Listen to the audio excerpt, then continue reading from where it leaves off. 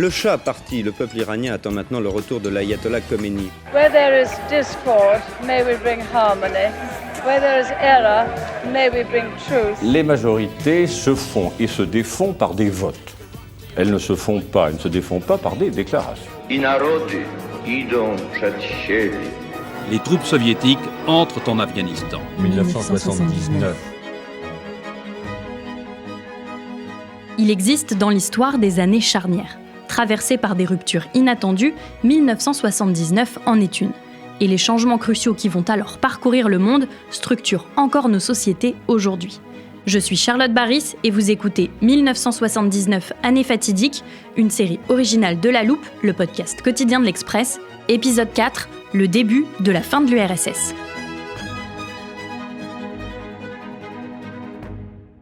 En 1979 sort un film qui va marquer l'année. Il s'agit d'Apocalypse Now de Francis Ford Coppola, où le réalisateur nous plonge dans l'enfer de la guerre du Vietnam. Tu sens ça? Est-ce que tu sens? Quoi? Le napalm, fils! Y'a rien qui sente bon comme ce truc-là! J'aime l'odeur du napalm au petit matin. Le film remporte la Palme d'Or à Cannes et est nommé 8 fois aux Oscars. L'affiche, un paysage entièrement orangé, a probablement inspiré l'une des dernières couvertures de l'Express de 1979. Quelques jours après l'invasion soviétique de l'Afghanistan, la une de ce numéro est entièrement rouge, renforçant l'image inquiétante de ces chars qui foncent sur l'aéroport de Kaboul. Les Russes attaquent, insiste le titre. Les Russes se donnent le droit d'envoyer leurs troupes partout où ils croient leurs frontières menacées et de les y laisser aussi longtemps qu'il le faudra. À Kaboul, ils font la loi. Un vieux rêve que ni les tsars ni Staline n'avaient osé réaliser, de crainte de rompre un équilibre séculaire. Le Kremlin l'a rompu, en toute connaissance de cause malgré les risques, car la détente n'existe plus. 1979 marque un véritable tournant dans les relations entre l'URSS et les États-Unis. Une rupture qui va doucement préparer la fin de la guerre froide 10 ans plus tard. Pour ce dernier épisode de notre série consacrée à l'année 1979, nous sommes toujours accompagnés de Brice Couturier, journaliste et essayiste, auteur de 1979, Le Grand Basculement du Monde, aux éditions Perrin. Alors, il faut savoir qu'un des best-sellers mondiaux de l'année 79 s'intitule tout simplement « La Troisième Guerre mondiale ». Et il est signé par un général américain, John Hackett, qui a été lui-même le commandant en chef du groupe d'armée nord de l'OTAN. Donc c'est pas un amateur et il a fait collaborer à la rédaction de son livre d'éminents spécialistes militaires américains. Donc on voit bien qu'on a rarement été aussi près d'une guerre entre les deux superpuissances de l'époque, l'URSS et les États-Unis. On a rarement été aussi près d'une guerre entre ces deux puissances qu'en l'année 79. C'est même une guerre nucléaire qui menace de chaque côté du rideau de fer. Que ce soit dans le camp de l'OTAN, sous la houlette des États-Unis, ou du pacte de Varsovie, réunissant l'URSS, la Bulgarie, la Hongrie, la Pologne, l'Allemagne de l'Est, la Roumanie et la Tchécoslovaquie. Les bombes atomiques qui avaient été conçues jusqu'alors de part et d'autre comme des armes purement dissuasives, puisque leur utilisation aurait signifié la destruction mutuelle assurée, en anglais MAD, destruction mutuelle assurée, devenaient des armes du champ de bataille éventuel. Parce qu'il faut savoir qu'à ce moment-là, dans les années 70, sont apparus de nouveaux systèmes d'armes miniaturisés, beaucoup plus précis, et qui emportaient surtout plusieurs missiles indépendamment guidés, ce qu'on appelle le mirvage. C'était notamment le cas des missiles soviétiques SS-20, les fameux SS-20, qui en outre étaient mobiles. Ils emportaient 3 têtes nucléaires indépendamment guidées, et c'était des armes, comme on disait, de première frappe absolument évident. En outre, ils avaient une portée limitée, qui montrait qu'ils étaient destinés au théâtre européen et pas du tout à des échanges entre les deux superpuissances. Donc les Européens étaient très inquiets. D'ailleurs, des deux côtés, de celui de l'OTAN comme celui du pacte de Varsovie, on le sait aujourd'hui, les stratèges militaires, cette année-là, 79, travaillaient sur des scénarios de guerre nucléaire en Europe. Dans les deux cas, les estimations alignaient les dizaines de millions de morts prévus en cas d'affrontement utilisant des armes atomiques. Il faut savoir qu'à la fin des années 70, on passe d'une stratégie à une autre. À la stratégie de dissuasion par la destruction massive de l'adversaire, on passe à ce qu'on appelle la riposte graduée. Il s'agit de contrôler les degrés de l'escalade pour éviter d'en arriver à l'affrontement général qui aurait mis en œuvre les plus gros missiles, ceux qui auraient provoqué la destruction de de l'humanité en réalité. Une nouvelle menace de guerre plane donc sur l'Europe alors que la situation semblait gelée. Oui, parce qu'il y a eu la signature le 1er août 1975 des fameux accords d'Helsinki, l'acte final de la conférence sur la sécurité et la coopération en Europe. Le document final de la conférence sur la sécurité et la coopération en Europe était signé par 35 chefs d'État et de gouvernement. Pour la première fois, noir sur blanc, les bases de la détente entre l'Est et l'Occident. Mais il faut savoir qu'à ce moment-là, les Américains ont eu l'impression de s'être fait mener en bateau par les Soviétiques. D'une part, parce que sur le théâtre européen même, la supériorité qui était toujours évidente du pacte de Varsovie sur le plan strictement des hommes, du char, des pièces d'artillerie, du conventionnel, bref, était évidente. Mais l'idée, c'était qu'on compensait la supériorité tactique du pacte de Varsovie en une supériorité sur le plan nucléaire. Mais avec l'apparition des SS-20, qui n'avaient pas d'équivalent du côté de l'OTAN, ça crée une espèce de fenêtre de vulnérabilité dans l'échelle des armes dont il s'agissait au contraire d'essayer d'éviter qu'on monte aux extrêmes.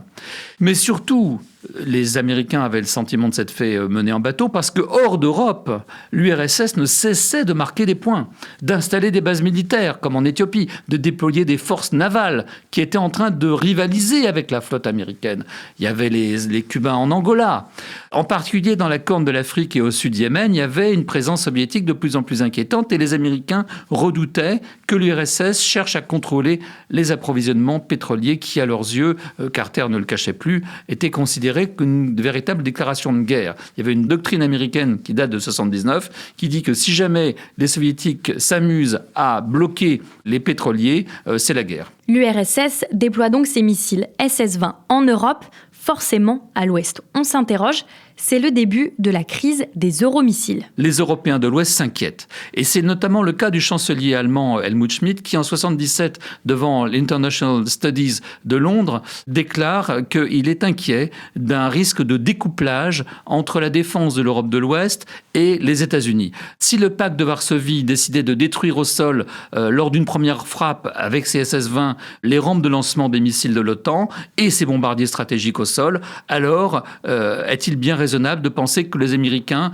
monteraient jusqu'aux extrêmes en représailles, en déclenchant le feu nucléaire sur les villes soviétiques, sachant qu'évidemment, en réponse, les Soviétiques répondraient en bombardant les villes américaines. Et ils en doutent, évidemment. Et c'est pour répondre, en réalité, à l'inquiétude du chancelier Schmidt exprimée en 1977, qu'en 1979, en décembre 1979, l'OTAN répond par la fameuse double décision face au déploiement des SS-20 qui sont des missiles de portée intermédiaire et qui sont donc destinés au théâtre européen et pas du tout, qui ne peuvent pas viser les États-Unis. L'OTAN va déployer à la fois des missiles de croisière, c'est une des supériorités techniques américaines de l'époque, et des missiles Pershing 2 qui sont censés équilibrer la menace des SS-20 et combler la fameuse fenêtre de vulnérabilité qui manquait aux forces des Occidentaux dans la panoplie d'une éventuelle ascension aux extrêmes. Cette installation de missiles américains sur le sol européen provoque alors de grandes manifestations. Cette décision historique du Parlement allemand, elle a été prise contre l'opinion publique qui est plutôt favorable aux pacifistes qui étaient hier près de 15 000 à manifester dans plusieurs grandes villes d'Allemagne fédérale pour protester contre l'implantation des euromissiles. Manifestation à Bonn, à Hambourg, mais aussi à Berlin-Ouest. Et comme le dira François Mitterrand, devenu président de la République, devant le Bundestag allemand, je suis moi aussi contre les euromissiles. Seulement, je constate des choses tout à fait simples. Dans le débat actuel, le pacifisme et tout ce qu'il recouvre, il est à l'ouest, et les euromissiles, ils sont à l'est. Revenons en 1979. C'est dans ce contexte que les États-Unis et l'URSS vont négocier pour limiter leurs arsenaux. Alors, SALT II, qui succède à un premier traité de ce type SALT I, c'est une négociation entre les Américains et les Soviétiques, directement entre eux, qui ne concerne pas les Européens et qui les agace prodigieusement. Et cette négociation ne porte que sur les missiles intercontinentaux, avec lesquels se menacent réciproquement les deux superpuissances de l'époque. La négociation aboutit. En 1979, les deux chefs d'État, Jimmy Carter et Leonid Brejnev, signent le 18 juin un traité qui limite les fantastiques arsenaux dont chacun des deux grands dispose, mais ce traité SALT II ne sera jamais ratifié parce que le Congrès américain refuse à Carter, qui lui demande sa signature, de contresigner. Donc le traité SALT II ne rentrera pas en vigueur. Et si le Congrès américain refuse de signer, c'est notamment à cause de ce qu'il se passe en Afghanistan.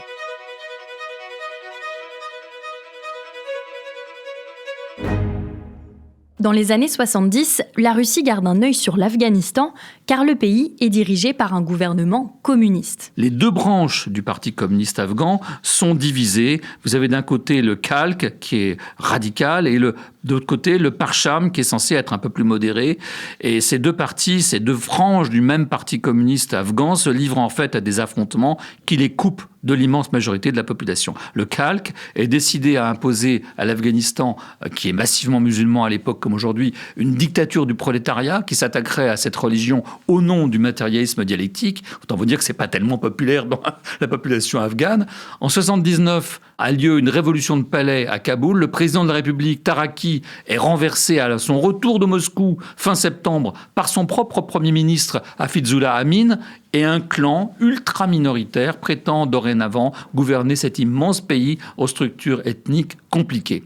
Mais en réalité, la plus grande partie du territoire échappe au gouvernement communiste de Kaboul. Et c'est ça qui inquiète les dirigeants soviétiques. L'Armée rouge débarque alors en Afghanistan le soir de Noël 1979. La présence militaire soviétique en Afghanistan est massive.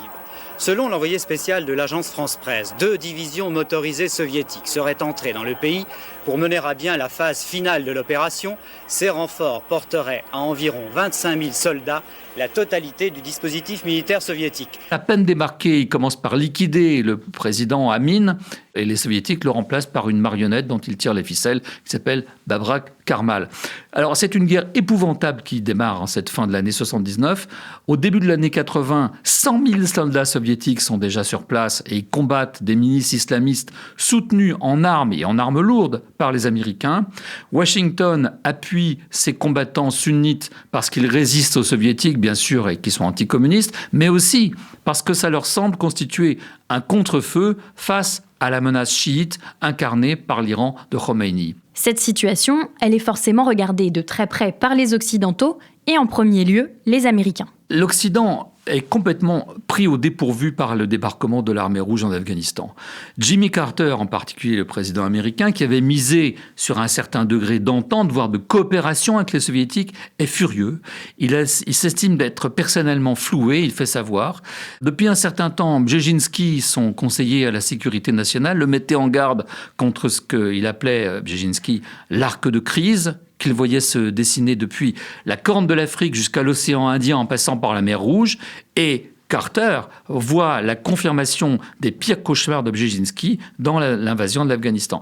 Et il impulse aux relations Est-Ouest un tournant qui anticipe le regain de la guerre froide que va provoquer, lui, son successeur, Ronald Reagan. Mais en fait, la tension entre les deux pays est extrême en 1979 et Ronald Reagan ne fera qu'accentuer ou conclure ce moment d'extrême tension entre les deux superpuissances de l'époque. Il faut savoir que les USA obtiennent la condamnation de la Russie, enfin de l'Union soviétique, à l'ONU, y compris par la quasi-totalité des pays musulmans, ce qui est une victoire. Et les USA demandent également le boycott des Jeux de Moscou en 1980. Là, vous avez une division au sein du camp occidental puisque le Japon, le Canada, la République fédérale suivent et n'iront pas à Moscou, mais la France de Giscard refuse ce boycott. L'invasion de l'Afghanistan par les soviétiques, c'est le signe d'une nouvelle ère pour les deux blocs. C'est un véritable désastre pour l'Union soviétique parce que les dépenses que vont entraîner cette guerre sont insoutenables en réalité pour le pays. Les tensions générées dans la société civile russe, soviétique et dans le monde amènent le discrédit, l'impopularité extrême. Il faut se souvenir que les mères de soldats tués manifestent de plus en plus fréquemment à Moscou.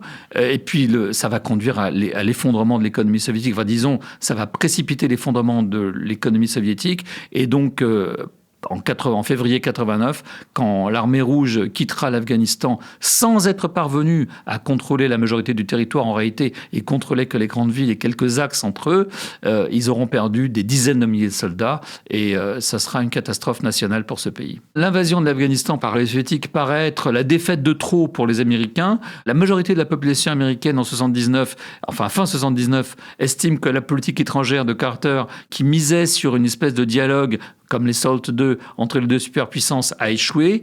Les États-Unis, la population américaine est en proie au doute et c'est une des raisons qui vont provoquer l'élection de Ronald Reagan parce que manifestement le démocrate Carter n'est pas à la hauteur. Et les années 80 vont pouvoir commencer. Les talibans investissent le palais présidentiel. Des millions de civils convergent vers l'aéroport. C'est le chaos. Le président fuit à l'étranger et admet la victoire des talibans. En 2021, l'Afghanistan bascule à nouveau avec le retour des talibans au pouvoir. Et c'est l'une des conséquences de la crise de 79. On peut dire que les Américains ont fait la bêtise de se redéployer sur un théâtre où ils avaient bien vu que les Soviétiques avaient été chassés. En fait, l'Afghanistan, personne n'a jamais pu occuper l'Afghanistan, ni les Soviétiques, ni les Américains. Les Américains ont dépensé des sommes extravagantes pour essayer de contrôler ce pays. Ils n'y sont pas parvenus. Les Russes les avaient prévenus que c'était s'engager dans un terrain bourbeux et ils en ont fait la triste expérience.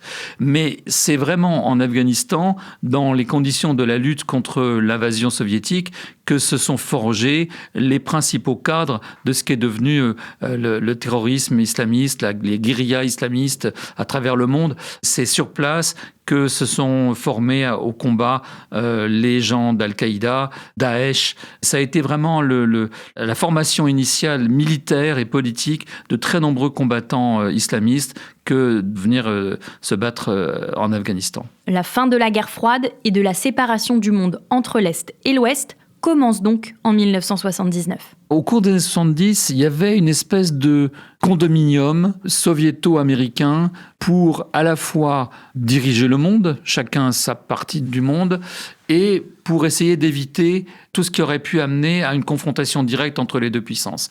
En réalité, ils acceptaient qu'il y ait des guerres par procuration locale, à condition d'en contrôler le développement de manière à ce que ça ne débouche pas sur un affrontement entre ces deux puissances elles-mêmes.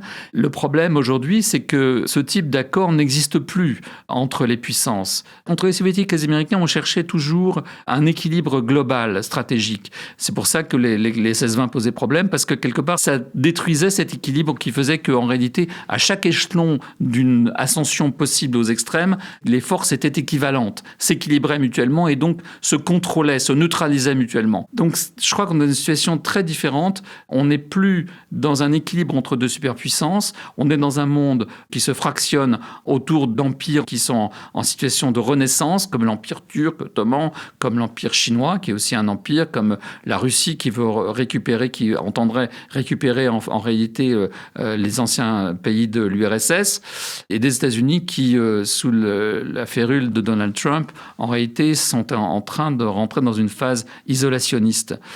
On est donc très loin de la situation de 79 où les Américains étaient dans une perspective de projection de force à l'étranger et commençaient à vouloir jouer les shérifs du monde. C'est surtout sur Reagan et sur George Bush et W. Bush surtout qu'ils sont devenus les gendarmes du monde. Aujourd'hui, il n'y a pas de gendarmes dans le monde. Il y a des blocs commerciaux qui se referment sur eux-mêmes et dans lesquels on se demande quelle sera la situation de l'Europe. Économie, politique, religion, défense, 1979, c'est donc l'année d'une nouvelle donne mondiale. C'est en 79 qu'on mesure à quel point des personnalités historiques, des personnages dotés d'une volonté extraordinaire sont capables d'infléchir le cours de l'histoire, non seulement de leur propre pays, mais à travers le cours de leur propre pays, l'histoire mondiale. C'est le cas manifestement de Deng Xiaoping, de Margaret Thatcher, de Jean-Paul II, de Khomeini, bien sûr. Donc 79, c'est ce moment-là parce que c'est le moment où, d'un côté, en Grande-Bretagne, on met en question de manière radicale les recettes keynésiennes économiques parce qu'elles ont échoué à cette époque-là et qu'on impulse le cours qu'on appellera libéral-conservateur. C'est le moment où naît l'idéologie islamiste avec Khomeini qui est toujours présente parmi nous. C'est le moment où Jean-Paul II comprend qu'en se rendant en Pologne, dans son pays natal, en pèlerinage, il comprend que le communisme, en fait, est moribond et qu'il n'y a qu'à pousser ce qui va se passer en 89 pour que toute l'Europe de l'Est retourne vers l'Europe de l'Ouest et que la séparation de l'Europe est intolérable, qu'elle ne peut pas durer. Bref, c'est le moment où des personnalités politiques fortes comprennent que la situation est mûre pour un changement radical. C'est la fin de notre série 1979, année fatidique. Merci beaucoup à Brice Couturier pour son récit et son analyse durant ces 4 épisodes. Son livre 1979, le grand basculement du monde est disponible aux éditions Perrin. Merci également à Anne Marion pour ses très précieuses recherches. Cette série a été réalisée par Jules Cros. Si ce que vous avez écouté, chers auditeurs, vous a plu, n'hésitez pas à suivre La Loupe sur n'importe quelle plateforme de podcast, Spotify, Acast ou Deezer par exemple. On publie un nouvel épisode du lundi au vendredi dès 6h du matin. Et je vous retrouve demain pour un épisode consacré à l'actualité de la semaine.